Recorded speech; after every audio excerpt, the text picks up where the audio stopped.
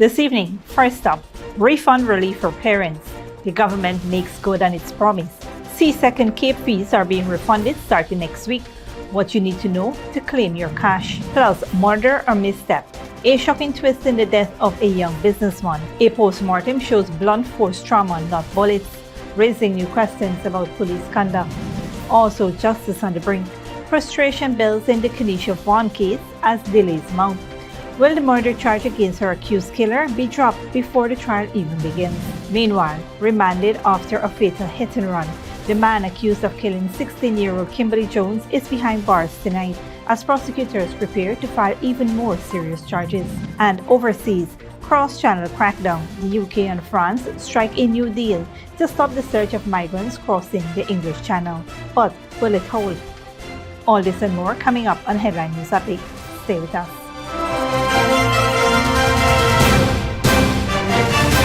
Welcome to this broadcast of Channel 2's Headline News Update for July 11, 2025. I am Bibi Bacchus. Thank you for joining us. First up, the parents of students who paid for their children to write up to 8 subjects at this year's Caribbean Secondary Education Certificate CSEC are set to receive refunds starting next week, the Ministry of Education has announced. This follows President Irfanali's promise in April that the government will cover the Caribbean Examination Council fees for up to 8 subjects for all candidates, whether from public or private schools or rising as a private candidate. The initiative will cost the state an estimated $700 million.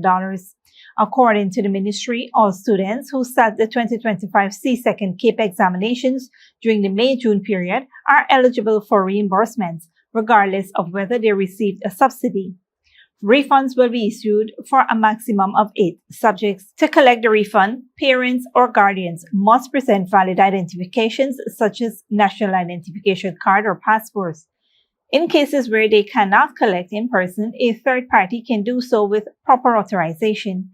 If no ID is available, a letter verified by a school principal, village leader, or Tishaw will be accepted. This move is part of the government's broader push to improve access to education, with billions invested in modernizing school infrastructure and expanding support for students across the country. The schedule will be available on the Ministry of Education's Facebook page. On a different note, a postmortem has confirmed that 24-year-old Joshua Eric Taylor died from blunt head trauma, not a gunshot wound. Dale Jarvis looks into the new twist in the ongoing police investigation. The death of 24-year-old businessman Joshua Eric Taylor has taken a new turn following a post-mortem examination which confirmed he died from blunt trauma to the head, not gunshot injuries as previously speculated. The autopsy was conducted earlier today at the Georgetown Public Hospital mortuary by government pathologist Dr. Nihal Singh in the presence of police officers and Taylor's family members. Dr. Singh noted that the injury could have resulted from either a fall or a blow to the head, and added that a swollen brain observed during the examination could also be linked to possible drug use. A sample was taken for toxicology testing. Dr. Singh revealed no gunshot wounds or signs of strangulation on Taylor's body. Taylor of South Turkine died following a confrontation with police at his family's home. Initial reports indicated that Taylor had allegedly opened fire at responding officers after a 911 call was made about a disturbance. Police reportedly returned fire, and Taylor was later found handcuffed and taken to the hospital where he succumbed. However, a civilian witness told investigators that Taylor had been climbing a 7-foot gate when his pants got caught, causing him to fall and hit his head in his aunt's yard. He was seen bleeding but got up shortly after the fall. The post-mortem findings have cast doubt over the earlier narrative that Taylor was shot during the encounter with police. The investigation is ongoing, and authorities have assured the public that further updates will be provided as more information becomes available. Taylor's body has since been handed over to his family for final rites. Reporting for Headline News Update, Dale Jarvis. Thanks, Dale. Frustration continues to mount in the high-profile Kenesha Vaughn murder case, with the defense for accused businessman Maron warning it may move to dismiss the charge if the trial faces any further delays. The case, called again on Thursday before acting Chief Magistrate Judy Lachman, was adjourned despite the defense team led by attorney Sanjeev Dattadin declaring that it has been ready for over 2 months. Dattadin blamed the prosecution for delays, saying the paper commits a process which reviews written evidence instead of holding full in-person hearings should have already been concluded. Only a few witnesses remain to be cross-examined, he noted. De Silva is charged with the February 22nd fatal shooting of his partner, Kenesha Vaughn, at their Diamond Housing Scheme home. According to police, the incident followed a domestic dispute in which De Silva allegedly slapped Vaughn, prompting her to grab a knife. He then reportedly opened fire with his licensed firearm. The shooting was captured on CCTV footage, which forms part of the evidence. Meanwhile, the Guyana Police Force issued a press release distancing itself from the trial's prosecution, stating that Nigel Hughes and his firm Hughes, Fields and Stobie have had sole conduct of the prosecution since being granted a DPP fiat in March. The Guyana Police Force expressed concerns about media reports alleging prosecutorial unpreparedness and hinted at requesting the DPP revoke the fiat, citing a lack of progress. However, in a strong rebuttal, Hughes, Fields and Stobie denied any claims of being unprepared, stressing that delays stemmed from the Guyana Police Force's failure to provide timely evidence. The firm said it had been ready to proceed each time the matter was called, and that additional police statements were only delivered weeks after court's May 12th deadline. The firm emphasized that the trial's success now hinges on police witnesses appearing and testifying, and welcomed any formal probe into their handling of the case. They reiterated that it is the police, not the private prosecutors, who are responsible for conducting the investigation and furnishing evidence. The matter is expected to return to court soon, with all eyes on whether proceedings will finally move forward or risk collapse. Stick around when we return. Over 37,000 remote Guyanese households now have access to electricity through a government solar project. And in an update, driver remanded in hit-and-run death of teen Kimberley Jones.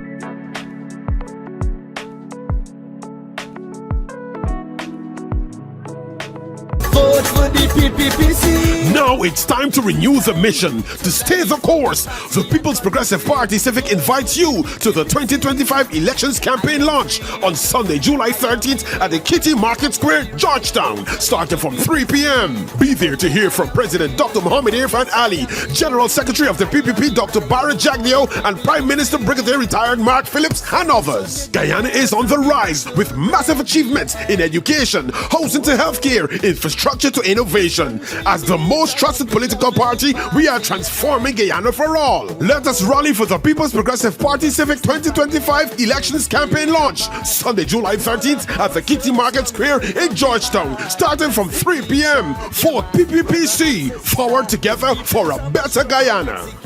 Sneakily with a gift of sight from Maron Optical Services. Let our professional team examine and prescribe what's best for your eyes. How small to make fashionable faces. See us for a full line of optical services, including brand name and prescription eyewear.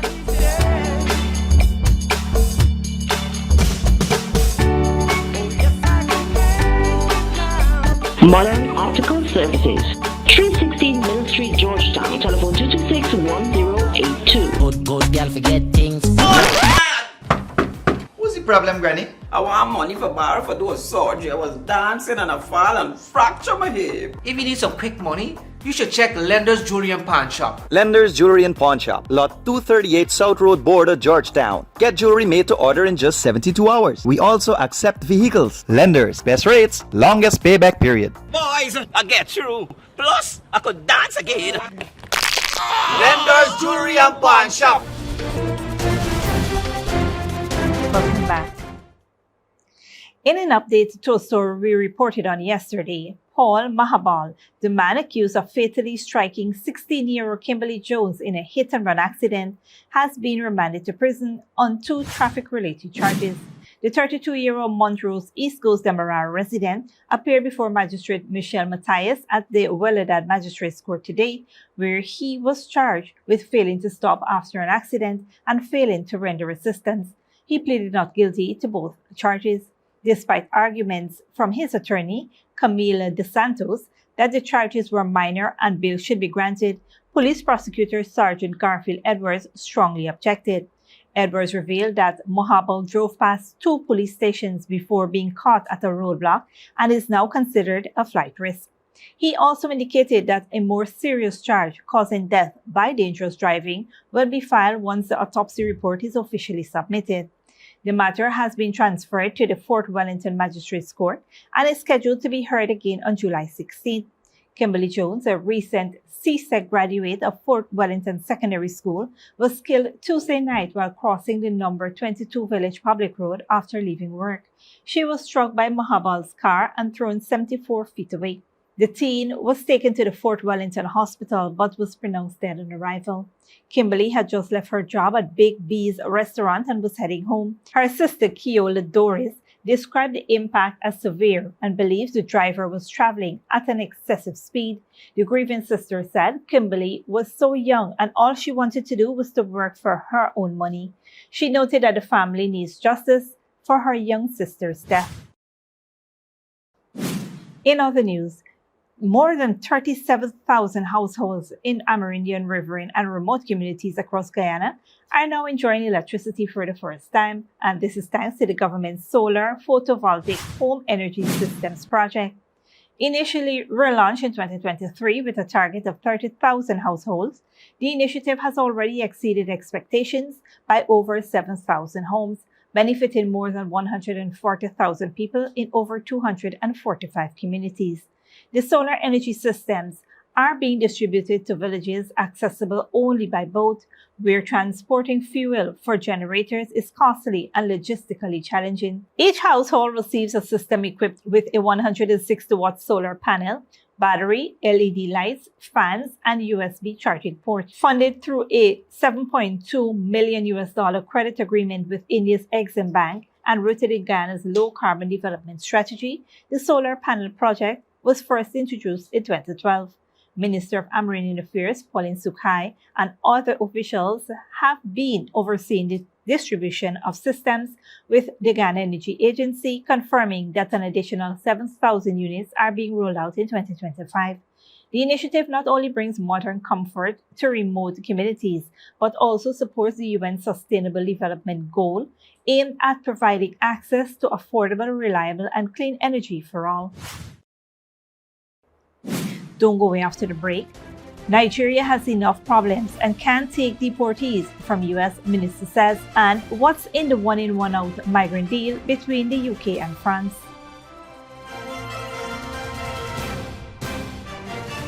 Vote for the PPPC. Now it's time to renew the mission, to stay the course. The People's Progressive Party Civic invites you to the 2025 Elections Campaign Launch on Sunday, July 13th at the Kitty Market Square, Georgetown, starting from 3 p.m. Be there to hear from President Dr. Muhammad Irfan Ali, General Secretary of the PPP Dr. Barrett Jagnio, and Prime Minister Brigadier Retired Mark Phillips, and others. Guyana is on the rise with massive achievements in education, housing to healthcare, infrastructure to innovation. As the most trusted political party, we are transforming Guyana for all. Let us rally for the People's Progressive Party Civic 2025 Elections Campaign Launch, Sunday, July 13th at the Kitty Market Square in Georgetown, starting from 3 p.m. For PPPC, forward together for a better Guyana. Good girl, forget things.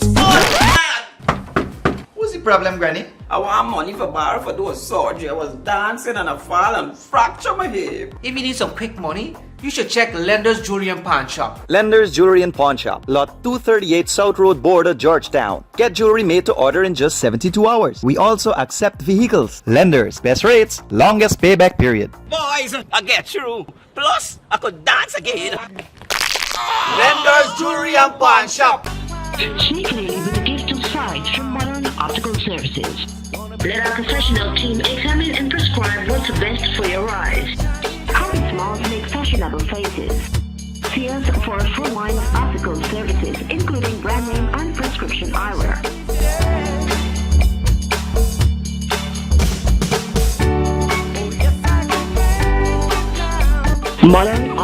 Services.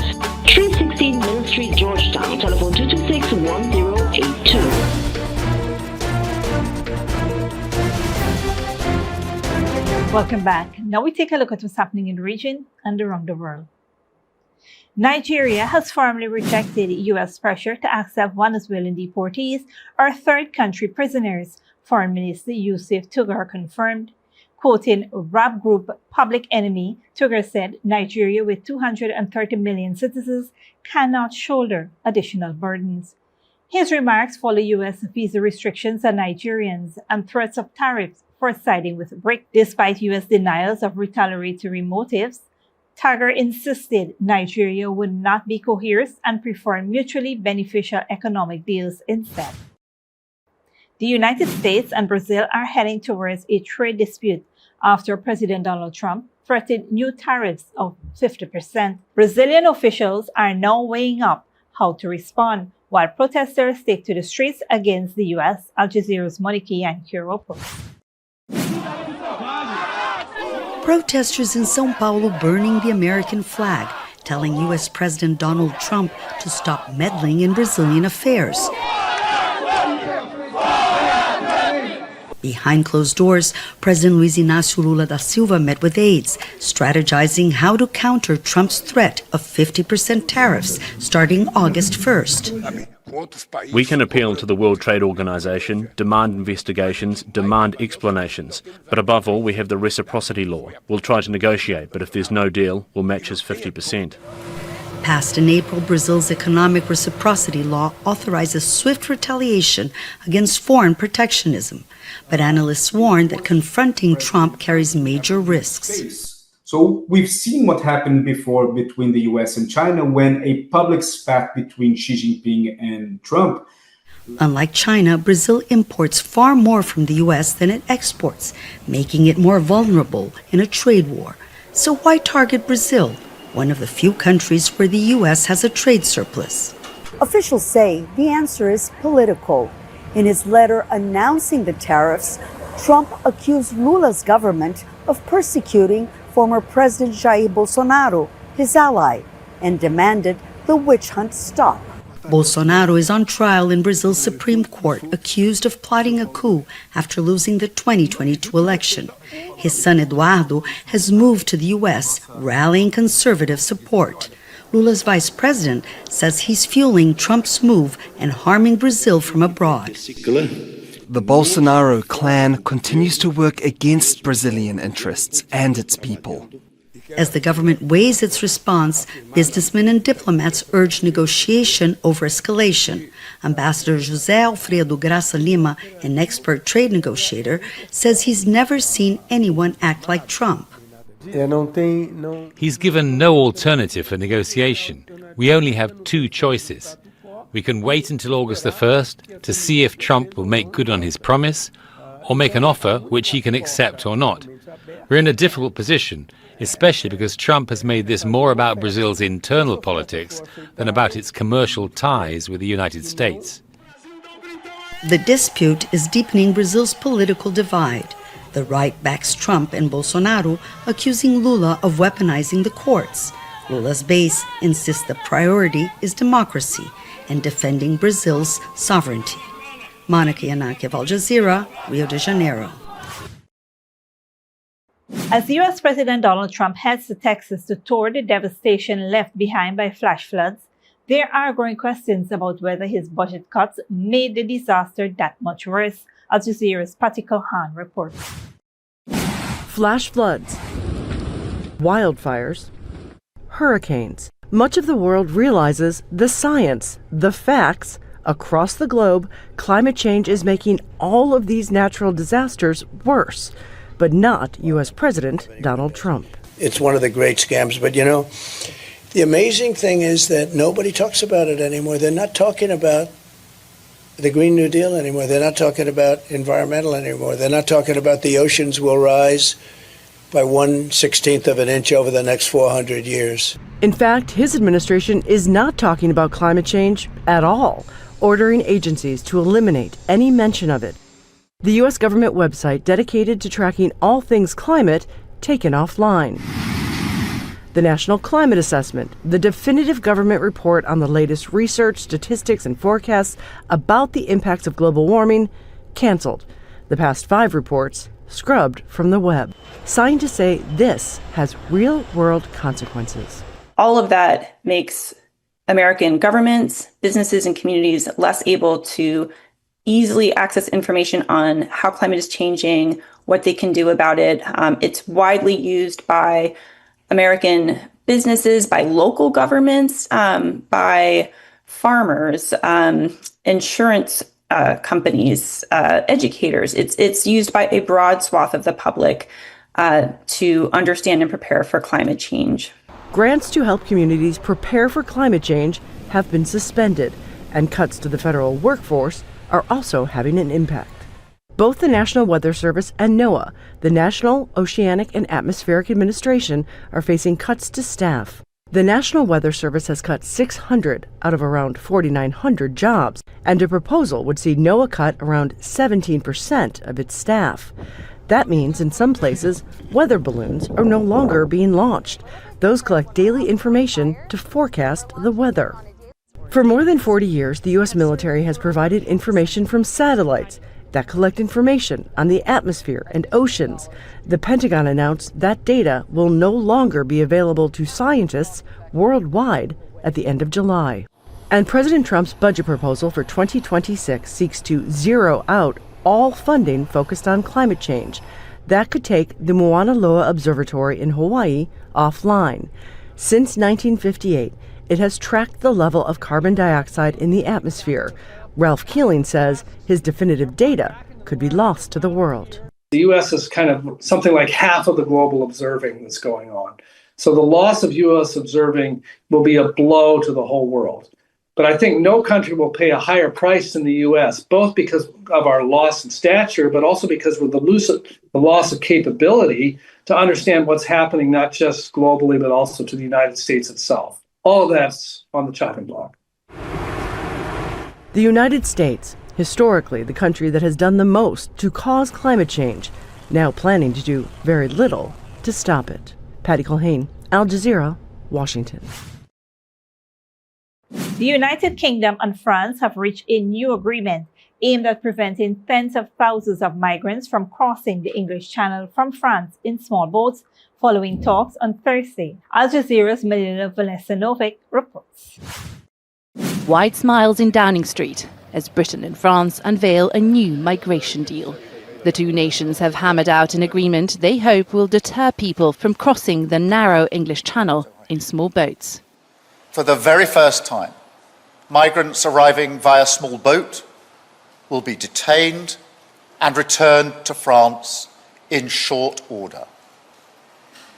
In exchange for every return, a different individual will be allowed to come here via a safe route, controlled and legal.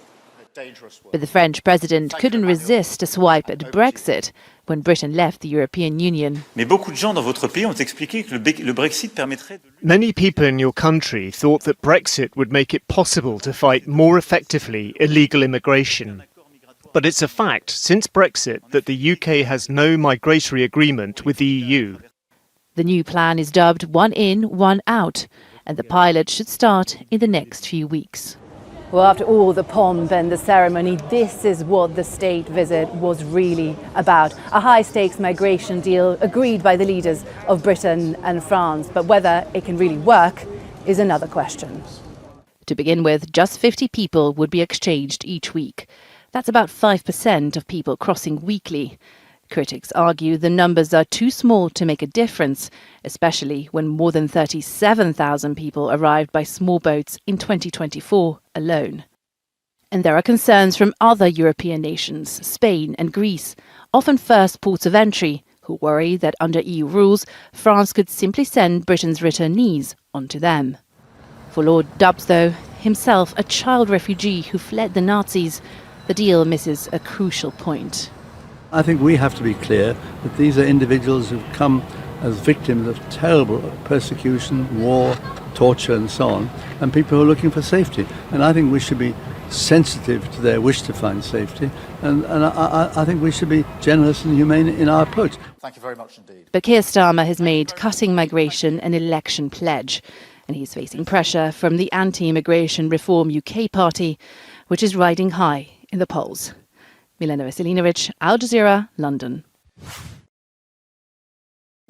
This brings us to the end of our regional and global news coverage. Up next is the 3-Event Forecast.